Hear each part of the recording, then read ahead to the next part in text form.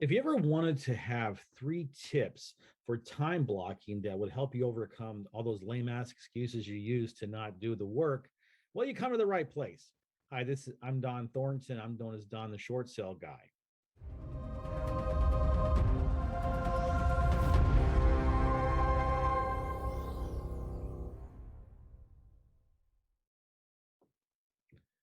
In this video, I'm going to talk to you about how you need to make a list of everything that you do during the week and then prioritize it. And then I'm going to talk about how we need to incorporate that into some kind of a daily planner.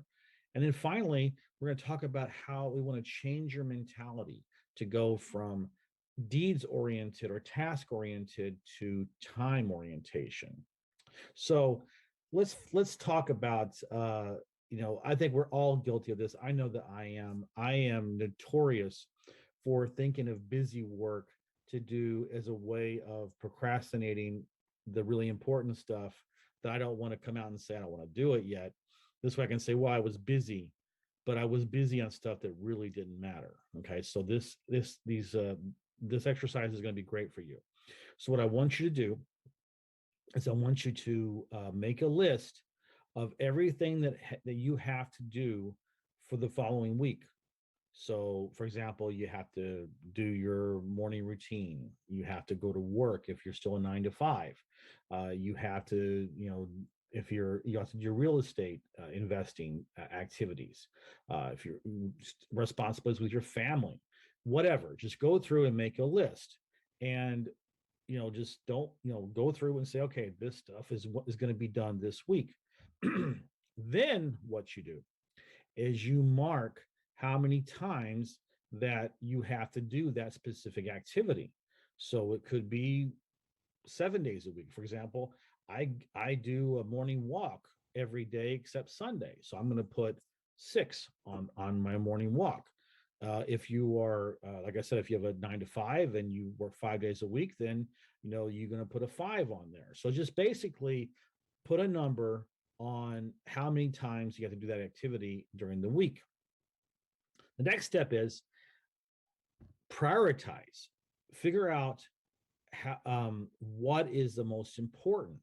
Okay, so you can go about this 2 ways. One, you can say, okay, this is the most important and work your way down, or you can start with the most trivial part of it and work your way up. Whichever way your mind works, I'm a guy that I'm going to start at the very beginning and work my way down. So you want to put a number value on every single activity you're going to be doing. Okay, makes sense. The next step is I want you to put, circle the ones that are non-negotiable, that they have to be done. Okay, you can't move those to the following week. In other words, so again, you're going to go to work every day. You're going to have to do this every day. So whatever it is that has to be done every day, like if you have, you take the kids to school, or whatever, do that. Circle it that that during this coming week, those have to be accomplished. All right. And what also has to be accomplished is for you to go down to the corner of the video here at the screen and click the subscribe button. So that way you get notified whenever I upload a new video, and that way you can get in and see what's going on and see what I'm thinking and see what I'm talking about. All right. So let's talk about the next thing you want to do. Once you've done all that work, then you just need to have some kind of a calendar or a daily planner. It could be electronic, it could be, paper, book, whatever, a workbook. It doesn't matter. I'm old school. I kind of like the daily planner that has a leather cover. You open it up, it has a spiral. It's a spiral thing, and you have all the from 12 o'clock midnight to the fall 11:59 p.m. the next for a 24-hour planner. Okay, so you want to make sure you have something like that. So once you have that, then you start plugging stuff into your planner, but you do it in the following way. You take your list and you go through and you put priority 1. Okay, so you know that you've got priority 1 and work your way down. Now, this is a good way. The reason why we had you prioritize this is because now you can see what actually has to be done, and if there's a conflict, then you obviously the higher number gets the priority, and the other number, if you just can't find time for it, then it has to be moved to the next week. Okay. So and what I would love for you to do, if you wouldn't mind, is go down to the comments section and let me know what you think. I mean, what's your experience with this? Have you tried time blocking before? Has this made you more organized? What's your method? Whatever. I would love to hear from you. Okay. So what you also want to do, and I think this is critically important for me, I learned this lesson the hard way because I am one of those people that tend to want to overreach in my goals, and I end up sabotaging myself because I get discouraged because I feel bad that I don't meet my goals. Well, maybe if I'd been more realistic, or maybe I wasn't so results oriented, then I wouldn't have had to stop start history to what I do. I mean, I would work really, really hard for a certain period of time, and then I would say I do nothing. If you look at it from a what I accomplished in a year, it's very impressive, but it's herky jerky. That's really been my issue, has been herky jerky, and I go through these bouts of depression, not depression, real depression, but I get down on myself. It wasn't until I learned that, and this really helped me, is that you focus on the time frame of doing something, not how much you're going to get done in that time frame.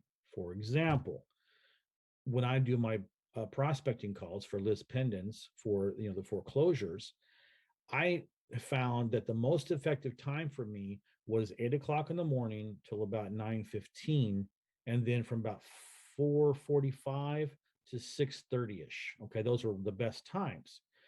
Before, I would say, okay, I'm going to make 100 calls today, and I would feel bad if I didn't. I mean, I may have done 60 calls, which is an amazing number, but I still felt guilty because I didn't do 100 because I put that number there. So don't worry about the number, worry about the time block. So now I say, all right, from this period of time, I'm going to do this. I'm going to make cold calls. I'm going to do follow-up calls. I'm going to do income producing calls. And then if you work steadily, then the results will be there. And then if sometimes you get people that someone's interested, so I'll spend 30 minutes on the phone with someone that before it was like, well, I didn't get I didn't even, and I only got 30 calls made. Yeah, but you got one house. That's more important, right? So that's what I'm trying to say is, instead of saying I'm going to make 50 calls, you just say I'm going to spend an hour on follow-up, and that's much better, as mentally, from that point of view. And that's how it works. So I thank you for being here, and I look forward to seeing you on my next video.